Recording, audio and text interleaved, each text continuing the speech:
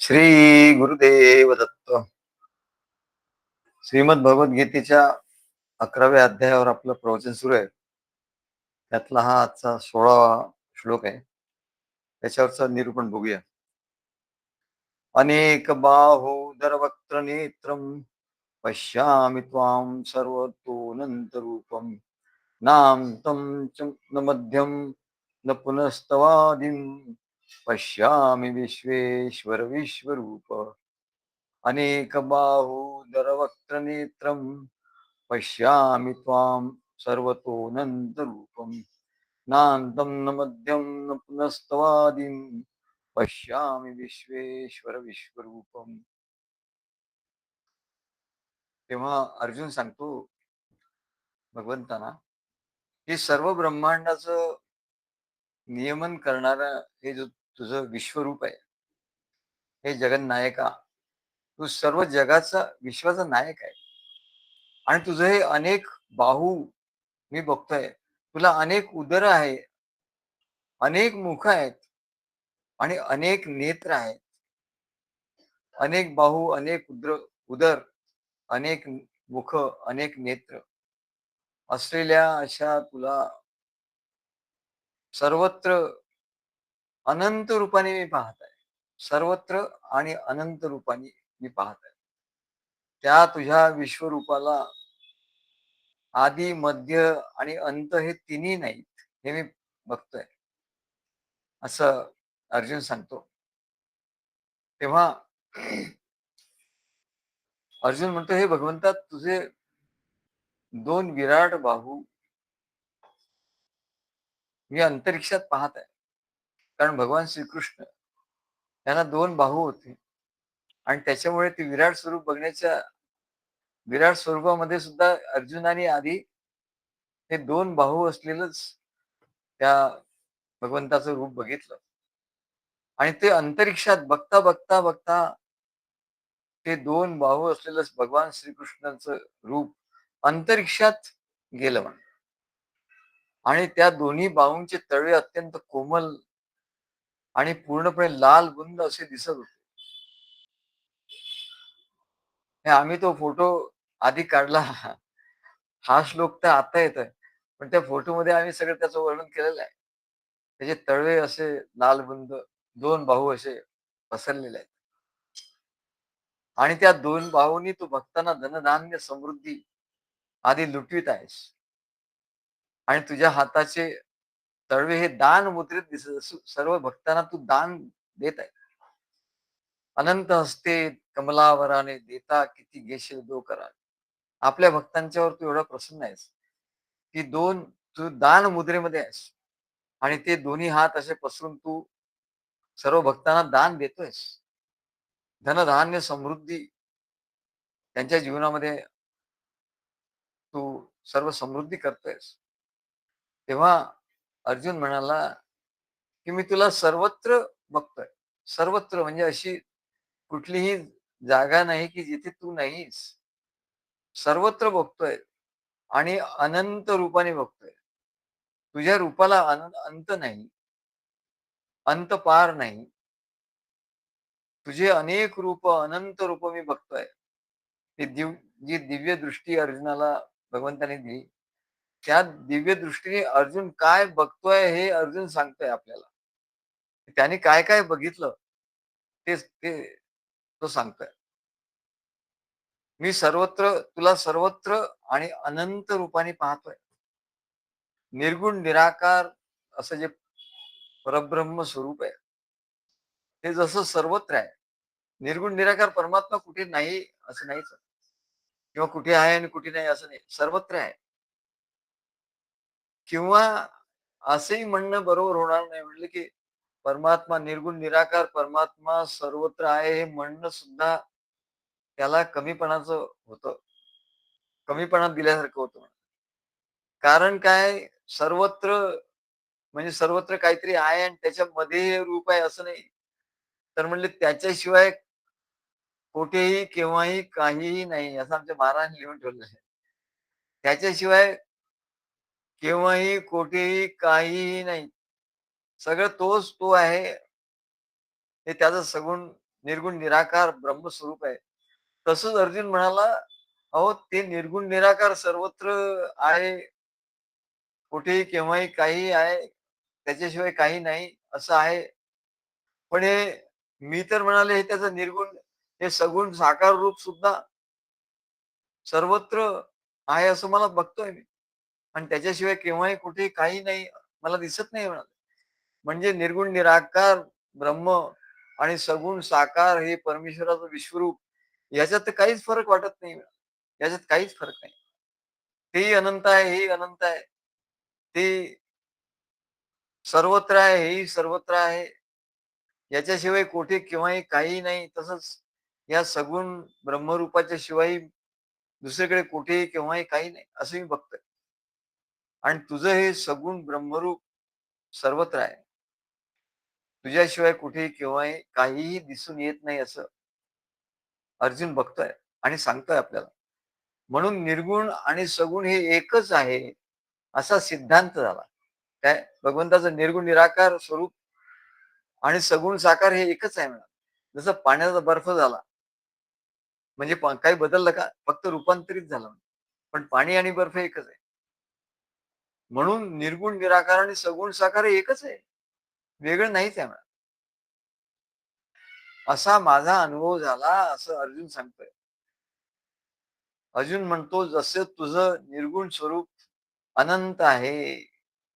त्याला काही अंत नाही म्हणा. त्याला देश, काल, वस्तू इत्यादी परिच्छेद नाही. त्याचे तुकडे होऊ शकत नाही. देश, अमुकच देशात तो आहे, अमुक देशात नाही. देश, काल, अमुक काळात आहे, अमुक काळात नाही. वस्तू, अनेक वस्तूंच्या रूपाने तो आहे, काही वस्तूंच्या रूपाने तो नाही. असे परिच्छेद, असे परिच्छेद म्हणजे असे तुकडे होऊ शकत नाही. देश, काल, वस्तूंचे तुकडे करता येत नाही. असा अखंड देशकाल किंवा जेव्हा जिथे देशकाल वस्तू काहीच नाहीये म्हणा. केवळ तूच तू आहे असं मी बघतोय असं अर्जुन सांगतो. अर्जुन त्याचा अनुभव सांगतो, की तिथे कुठला देश नाही, कुठला काल नाही, कुठली वस्तू नाही त्याच्याशिवाय आणि तोच एकी एक सर्वत्र आहे. तसंच म्हणले तुझे सगुण साकार विश्वरूप देखील अनंत आहे. म्हणजे देशकाल वस्तू या परिच्छेदाने ते मर्यादित नाही. ते अनंत आहे आणि तुझी कधी उत्पत्ती झाली नाही. जसं निर्गुण निराकार परमात्म्याची कधी उत्पत्ती झाली नाही. उत्पत्ती स्थिती लय नाही म्हणा. या जगाची उत्पत्ती झाली, स्थिती आहे आणि लय होणार आहे. सर्व ब्रह्मांड, अनेक ब्रह्मांड आहे, अनंत कोटी ब्रह्मांड आहे. ते निर्माण होतात, काही काळ राहतात आणि त्याच्यानंतर त्याचा लय होतो.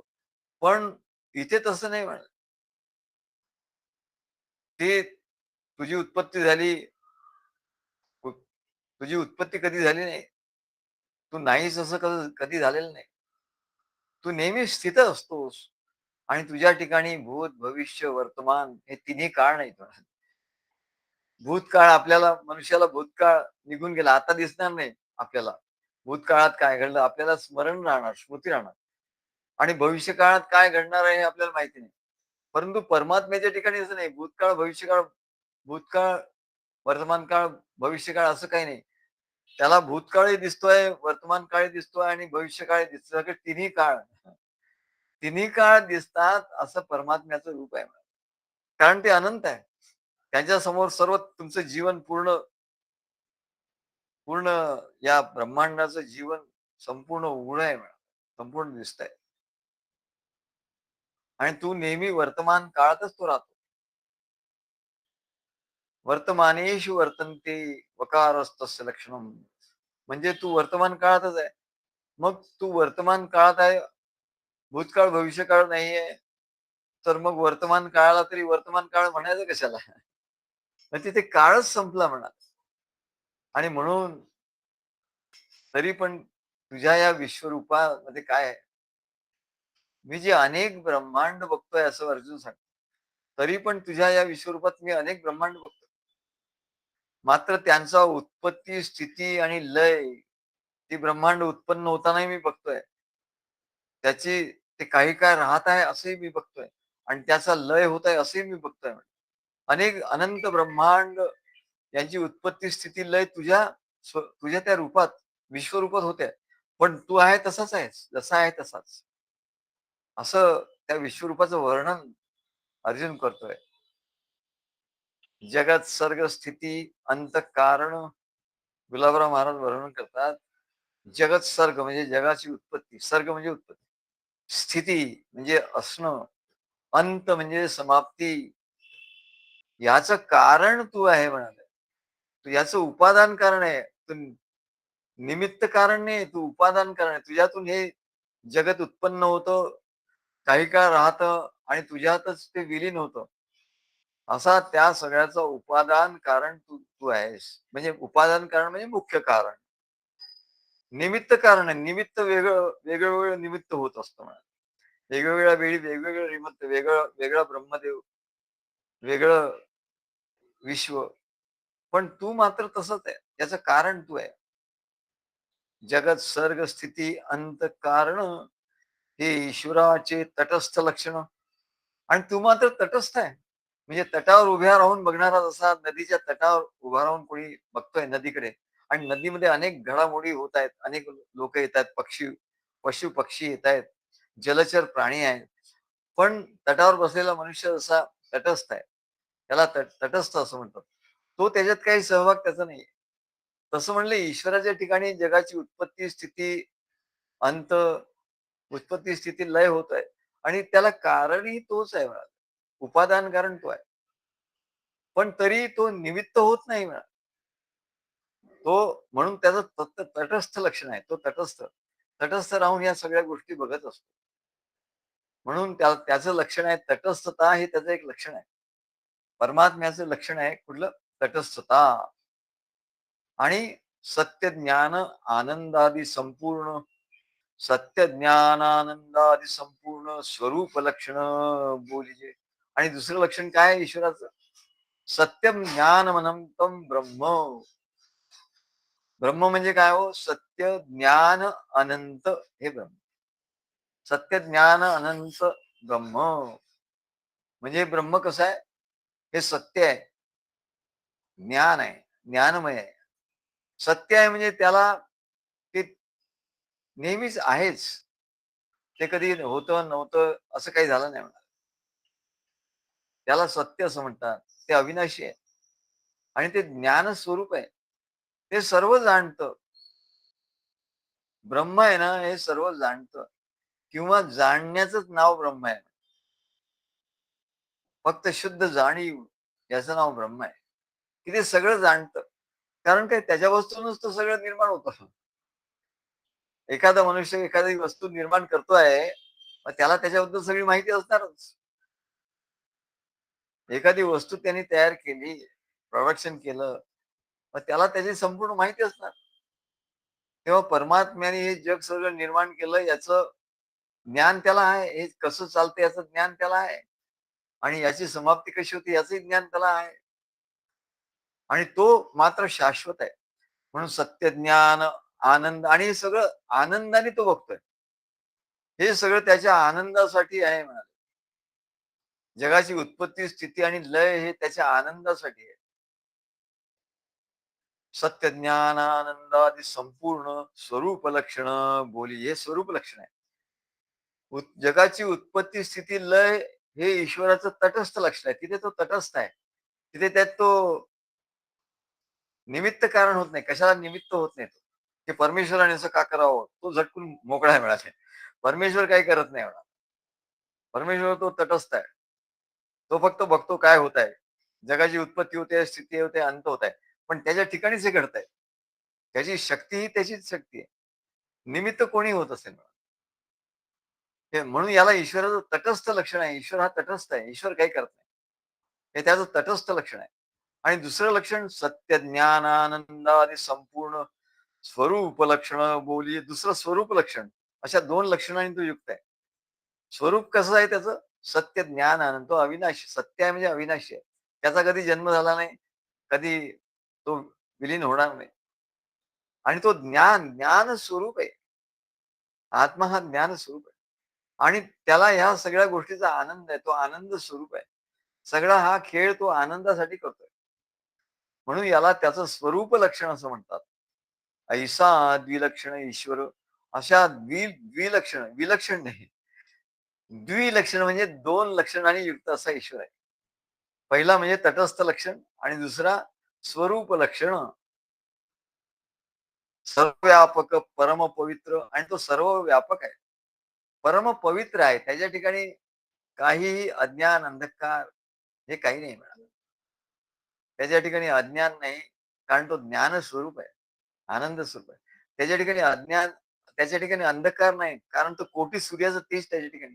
कोटी सूर्यांना तेज देणारा तो आहे. म्हणून तो काय विलक्षण आहे. विलक्षण ईश्वर सर्वव्यापक परम पवित्र आहे. हो निवर्णाश्रम धर्म तत्पर. मग त्याला ओळखायचं कसं आणि त्याला प्रसन्न करून घ्यायचं कसं, याचा अभ्यास सांगतात. आम्ही आता सांगतोय, अरे प्रत्येक गोष्टीचा अभ्यास आहे, लक्षपूर्वक आहे का? अभ्यास केला तर तुम्हाला अनुभव येईल. नाहीतर तुम्ही म्हणाल आम्हाला काहीच अनुभव येत नाही. मग आता आम्ही जातो. आम्ही काय करणार? आम्ही सांगतो की साधना काय, अभ्यास काय, तो अभ्यास करा. नुसतं ज्ञान सांगितलं, अभ्यास सांगितला नाही तर काही उपयोग नाही. परमेश्वर कसा आहे, आत्मा कसा आहे याचं तुम्हाला सांगतो. आम्हाला चव्हाणांनी सांगितलं, कुठेतरी त्यांनी वाचलं आमच्या याच्यामध्ये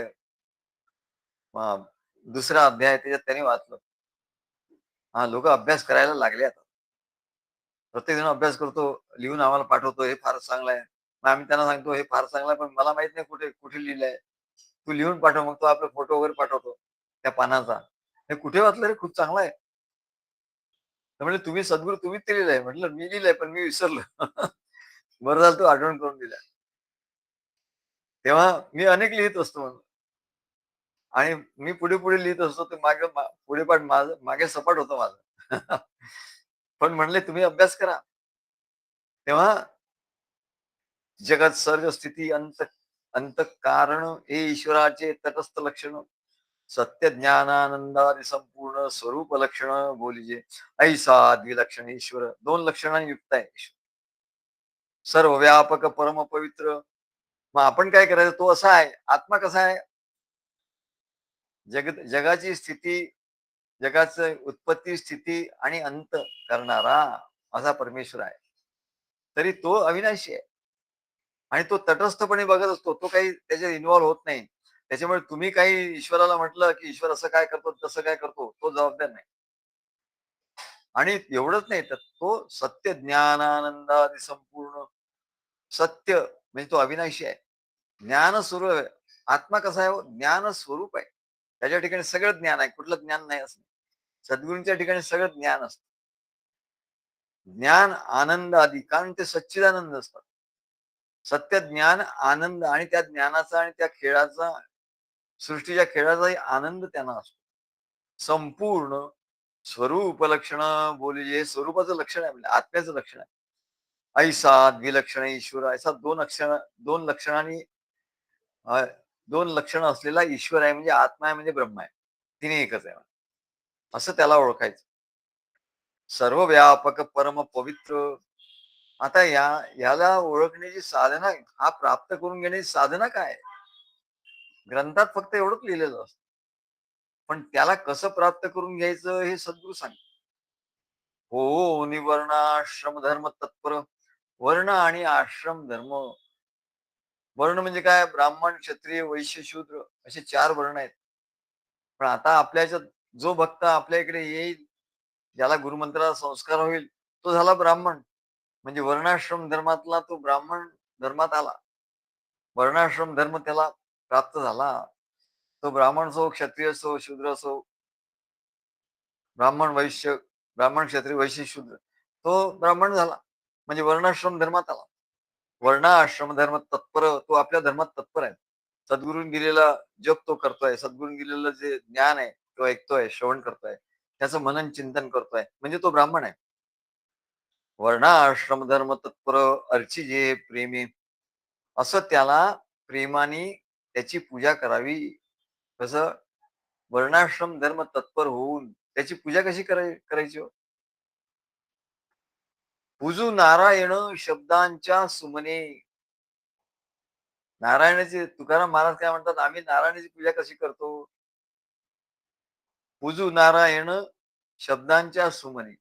शब्दांची जी सुमन आहे, शब्द हे सुमन आहेत, पुष्प आहेत. ते पुष्प आम्ही त्याला वाहतो शब्दाची.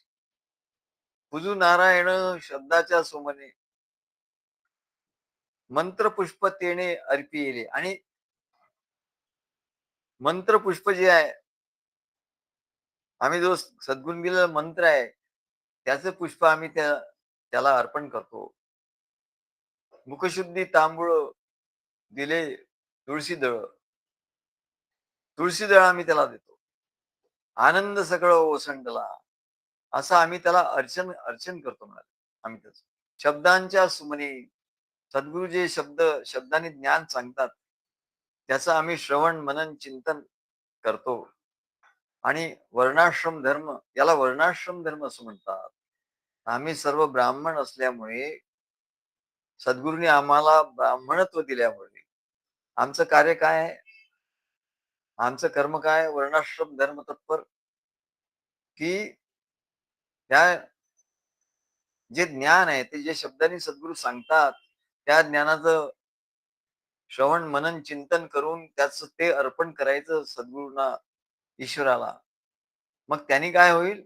इथे इथे साधना सांगतात, की श्रवण, मनन, चिंतन करा, ही साधना आहे. असं गुलाबराव महाराज सांगतात. मग हीच अर्चना आहे म्हणले, हीच अर्चन. यालाच अर्चन भक्ती असं म्हणतात. अर्चिजे प्रेमी. मग काय होईल? मग तया धर्मे चित्तशुद्धी. असा धर्म तुम्ही पालन केला ना, किती सोपं आहे हो. सद्गुरू प्रवचन करतात, आपण ऐकायचं, ऐकलेल्याचं श्रवण, मनन करायचं, चिंतन करायचं, लिखाण करायचं. श्रवण, मनन, चिंतन, मग निधिध्यासन आपोआप होईल म्हणलं. आणि हेच तर त्या नारायणाची पूजा आहे म्हणा. यालाच पूजा म्हणतात. पूजू नारायण शब्दांच्या सुमने, मंत्र पुष्पटे वाय. आणि मंत्र, सद्गुरूंनी दिलेल्या मंत्राचा जप करणे. काही लोक नुसतं मंत्राचा जप करतात, म्हणजे जपयज्ञ करतात, पण ज्ञानयज्ञ नाही करत. मग काय उपयोग आहे? हे तिन्ही पाहिजे. वर्णाश्रम धर्म म्हणजे काय? आता तुम्ही ब्राह्मण झालात, तुमचा वर्णाश्रम धर्म काय आहे? तर तुम्ही जप करायला पाहिजे सद्गुरूंनी दिलेल्या मंत्राचा. सद्गुरूंनी दिलेलं ज्ञान, त्याचं मनन चिंतन करायला पाहिजे. लोकांना सांगायला लागतं, अहो या, हो या, अरे प्रवचन आहे, आता एवढा उशीर झालाय, अजून कोणी जॉईन झालेलं नाही, सगळ्यांना सांगावं लागतं.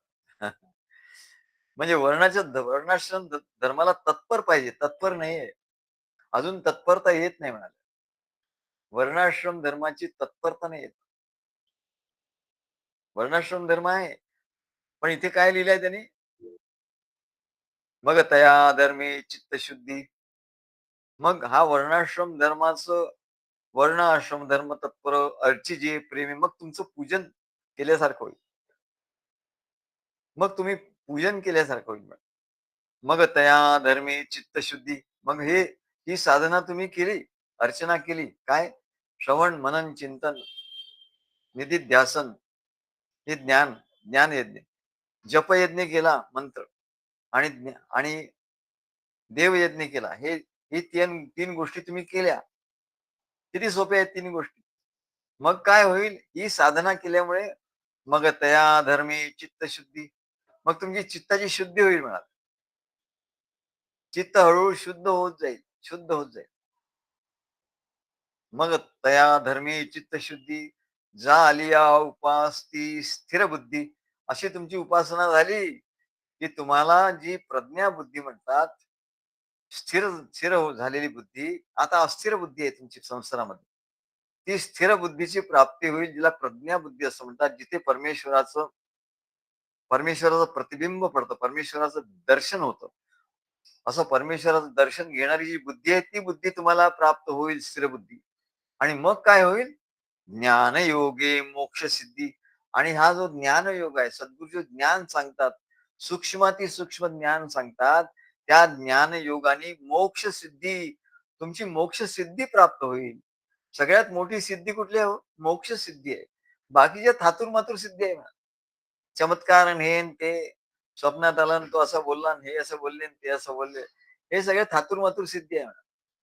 काय पण सगळ्यात ज्ञानयोगाने प्राप्त होणारी सगळ्यात मोठी सिद्धी कुठली आहे? मोक्ष सिद्धी. सहज होय. पण ती सहज होते म्हणे. असा वर्णाश्रम धर्म तुम्ही आचरला, सद्गुरूंनी सांगितले, की ती मोक्ष सिद्धी सहज होणार आहे तुमची. असं गुलाबराव महाराज सांगतात. म्हणून सृष्टीच्या उत्पत्ती, स्थिती आणि लय होत असताना त्या भगवंताचं, त्या विश्वरूपाचं वर्णन अर्जुन सांगतोय. काय? उत्पत्ती, स्थिती, लय होत असताना हा विश्वरूप भगवान मात्र तटस्थ लक्षण आहे. सत्यम ज्ञानम अनंतम ब्रह्म. हे सत्य ज्ञान अनंत हे तुझं स्वरूप आहे, लक्षण आहे. असा तू दोन लक्षणांनी युक्त आहे. एक तटस्थ लक्षण आणि दुसरं सत्यम ज्ञानम अनंतम हे तुझं स्वरूप लक्षण. अशा दोन लक्षणांनी युक्त असा हा विश्वरूप भगवान आहे. असा ईश्वर आहे. आणि आम्ही तुझंच पूजन केलं पाहिजे आणि मग आमची बुद्धी तुझ्या ठिकाणी स्थिर होईल. आणि सद्गुरूंनी दिलेल्या ज्ञानाने मोक्ष सिद्धी सहजपणे होईल. तेव्हा आता आज आम्ही आणखी एक साधना तुम्हाला सांगितली. त्याची साधना तुम्हाला करायला पाहिजे. तेव्हा हा भगवान कसा आहे म्हणलं? विश्वरूप भगवान ज्याची साधना तुम्हाला करायची तो कसा आहे? तो सगुणी आहे, निर्गुणी. निर्गुणी आहे आणि सगुणी आहे. आणि निर्गुण, सगुण मिळून एकरूप आहे तो. बघा, हे त्याचं ज्ञान आहे. निर्गुण वेगळं आहे आणि सगुण थोडंसं काहीतरी त्याच्यापेक्षा कमी आहे, कनिष्ठ आहे असं नाही. जे निर्गुण आहे तेच सगुण आहे, जे सगुण आहे तेच निर्गुण आहे. याच्यात अंश मात्रानेही फरक नाही. म्हणजे कसं आहे, ज्ञानेश्वर महाराज यांनी फार सुंदर दृष्टांत दिलाय. या दृष्टांताने तुम्हाला कळेल की निर्गुण परमात्मा आणि सगुण परमात्मा एकच आहे. म्हणजे परमात्म्याचं हे विश्वरूप जे आहे ते आणि त्याचं सद्गुरु रूप जे आहे ते आणि तो निर्गुण परमात्मा हे सर्व एकच आहे. ओवाळा ओवाळा माझ्या सद्गुरु राया, माझ्या सावळ्या राया. तुकाराम महाराजांचा आरती आहे. सद्गुरूंची आरती त्यांनी केली. ओवाळा ओवाळा माझ्या सद्गुरु राया, माझ्या सावळ्या राया. पाचाही तत्वाच्या ज्योती लावल्या जाणार. निराकार वस्तू कैसी आकारा आली, कैसी आकारा आली. निराकार वस्तू सद्गुरू म्हणजे निराकार वस्तू आहे आणि ती आकाराला आली. निराकार वस्तू कैसी आकारा आली. सर्वा घटी व्यापक माझी सद्गुरु माऊली. त्याने काय सांगितलं की निराकार वस्तू जी आकाराला आली तीच सद्गुरू आहेत. असे दिसतायत तुम्हाला मनुष्य रूपाने, ते मनुष्य नाहीत. निराकार वस्तू ही आकाराला आली आहे आणि सर्व घटी व्यापक. ती मर्यादित दिसत असली तरी ती व्यापक आहे. सर्व घटी आहे. माझी सद्गुरु माऊली असं तुमचा अनुभव झाला पाहिजे. आणि म्हणून ज्ञानेश्वर महाराज म्हणतात, की अरे जे निर्गुण आहे ना, ते तसंच्या तसंच, जशाच्या तसंच सगुण झालं. कारण काय? लोक काय म्हणतात? तुम्ही म्हणतात देव आहे, देव आहे, देव आहे. कुठे दाखवा? दाखव. तुला नाही दिसणार. अर्जुनाला सुद्धा दिसला नाही. त्याला दिव्य दृष्टी दिली म्हणून तो दिसला. काय तुला जर बघायचं असेल तर तुला दिव्य दृष्टी द्यावी लागेल. तुला दिव्य दृष्टी पाहिजे असेल तर सद्गुरूला शरण जावं लागेल आणि आमच्या मार्गात यावं लागेल. तर तुला देव दिसेल. एवढं सोपं आहे का म्हणलं? दाखवा म्हणजे काय आता? तुझ्या नोकर आहे का तो? काय? परमेश्वर तुला दिसेल. त्याच्यासाठी तुला दिव्य दृष्टी प्राप्त करून घ्यावी लागेल. तेव्हा तू सद्गुरूंना शरण येशील तेव्हा तो तुला दिसेल, निश्चित दिसेल म्हणले. का नाही दिसेल? देव का नाही दाखवता येतो? देव दाखवता येतो. का नाही दाखवता येत? कारण तो निर्गुणी आहे, सगुणी आहे आणि जो निर्गुण आहे तोच सगुण आहे. यात काही फरक नाही. 100% जसा आहे तसा आहे म्हणतात. याला उदाहरण देतात, की एखादा सोन्याचा हार सोनाराकडे कोणी घेऊन आलं, काय? तर सोनार कसं बघतो? त्याला एकदम तो हार घेतो आणि भट्टीत टाकून देतो. काय? तो हार, अहो आमचा हार तो सगळं तो जळून जाईल, ते वितळून जाईल. तो म्हणतो ते काही नाही, काय होणार नाही म्हणा. वितळला तरी काय होणार नाही त्याला. ते सोनं आहे म्हणा. सोनार त्याच्या त्या हाराकडे हार म्हणून बघत नाही. हार हे वरलं त्याचं रूप आहे. तो सोनार त्याचं स्वरूप जे आहे सोनं त्याच्याकडे बघतो आणि ते अविनाशी आहे. सोनं हे अविनाशी आहे. अग्नीमध्ये टाकलं ते जळणार नाही. हार वितळून जाईल. कारण काय त्याचं रूप आहे, ते वितळणार. पण त्याचं स्वरूप नाही वितळणार. पण इथे तर म्हणले परमात्मा स्वरूप असे त्याला हेही त्याला उदाहरण हे रूपक सुद्धा शोभत नाही म्हणले. इथे सगुण जो ईश्वर आहे तो पण तसाच आहे म्हणले. सगुण विश्वरूप जे आहे ना म्हणले त्याचं, तो निर्गुण निराकार जसा आहे तसाच त्याचा आहे. तो तो म्हणाले जसा आहे त्या अविनाशी आहे. तो त्याला उत्पत्ती स्थिती लय नाही, तसं यालाही उत्पत्ती स्थिती लय नाही. तो अविनाशी आहे, हा अविनाशी आहे. तो आणि हा अविनाशी आहे. फक्त हा दिसतो आणि तो निर्गुण निराकार दिसत नाही. म्हणजे याची एक क्वालिटी जास्त आहे निर्गुण निराकारापेक्षा. तो निर्गुण निराकार दिसत नाही. तुम्ही म्हणता ना दाखवा. तर आम्हाला दाखवता येण्यासारखा तो झालाय म्हणा. काय? तर म्हणून विश्वरूप अर्जुनाने सांगितलं, "भगवंता मला दाखवा. परमेश्वर आहे तर दाखवा कुठे आहे तो?" तर भगवंत म्हणाले, "तुला मी दिव्य दृष्टी देतो, तुला दाखवतो." पण आधी एवढं ज्ञान त्याला सांगितलं, त्याचं चित्तशुद्धी केली आणि एवढं ज्ञान त्याला सांगितलं आणि त्याच्यानंतर त्याला दाखवलं. आधी नाही. ही चित्तशुद्धी झाली म्हणून त्याला ते दिसलं, दिव्य दृष्टी दिली. म्हणून जो निर्गुण निराकार आहे तोच सगुण साकार आहे. वेगळं नाही म्हणाला. या या विश्वरूपाचं असं वेगळेपण आहे म्हणा. म्हणून या सगुण साकार विश्वरूपात निर्गुण निराकार ब्रह्मस्वरूप आहेच म्हणा. सत्यम ज्ञानमनंतम ब्रह्म.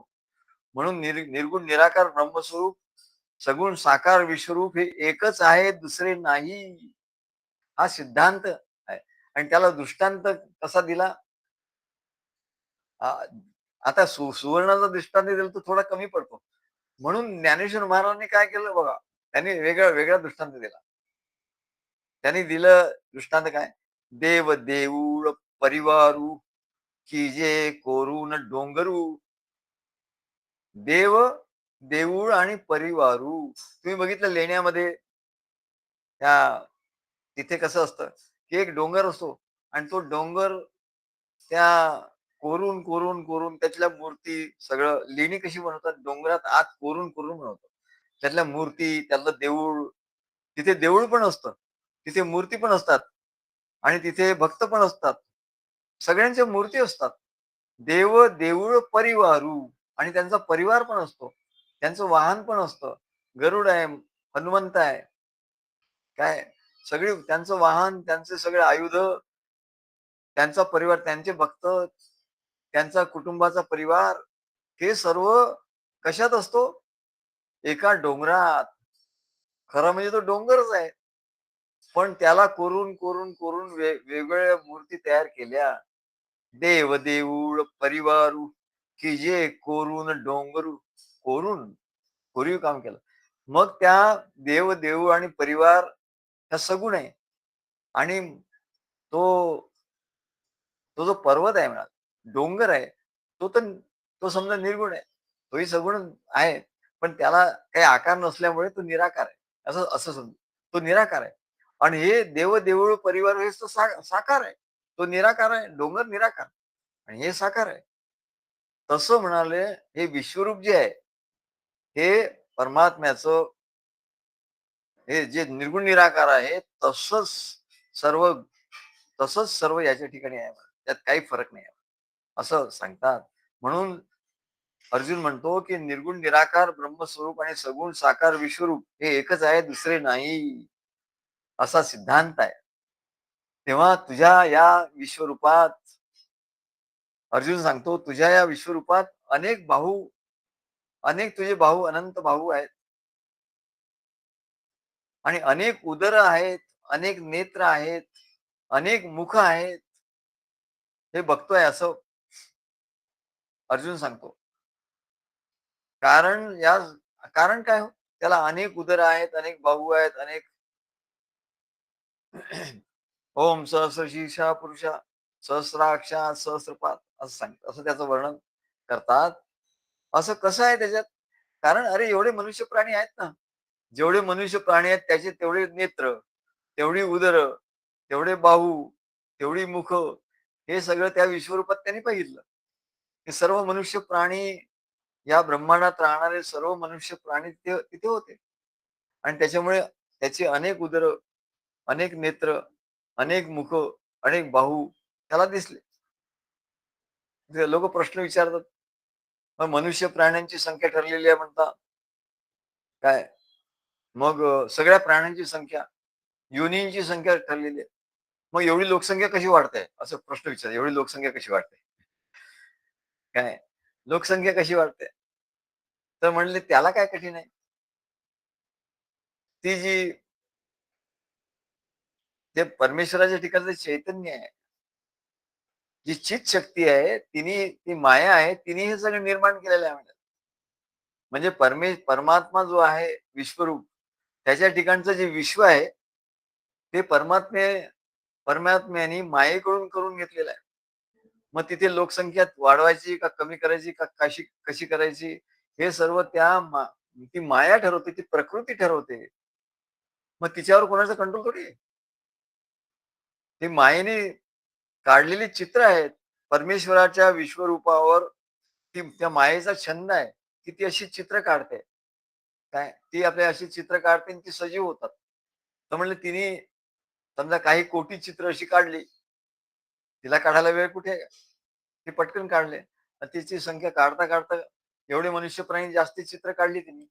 मग लोकसंख्या वाढली. त्याच्यात काय मोठं नवल आहे म्हणले. अरे 84 लक्ष योनी ठरलेले आहेत. पण प्रत्येक योनीत किती पशु, किती पक्षी, किती प्राणी हे थोडी ठरलंय. किती मनुष्य हे थोडी ठरलंय. 84 लक्ष योनी ठरलेल्या आहेत. पण त्याच्यात किती माणसं असली पाहिजेत, किती स्त्री, किती पुरुष, किती बालक काय हे थोडी ठरलेलं आहे. तिथे चित्र काढेल तेवढं. इकडे चित्र काढते, इकडे मिटवते. इकडे चित्र काढते, इकडे मोठे होते. काय तेव्हा म्हणले म्हणून ही लोकसंख्या वाढते. लक्षात आलं काय म्हणले तुझ्या? तेव्हा अर्जुन म्हणतो, त्याने हे काय बघितलं ते अर्जुन सांगतो. अनेक बाहुदरवक्त्र नेत्रम पश्यामि त्वां सर्वतोऽनन्तरूपं नान्तं न मध्यं न पुनस्तवादिं पश्यामि विश्वेश्वर विश्वरूपम्. अशा तऱ्हेचं तुझं विश्वरूप मी बघतो असं अर्जुनाने भगवंताला सांगितलं.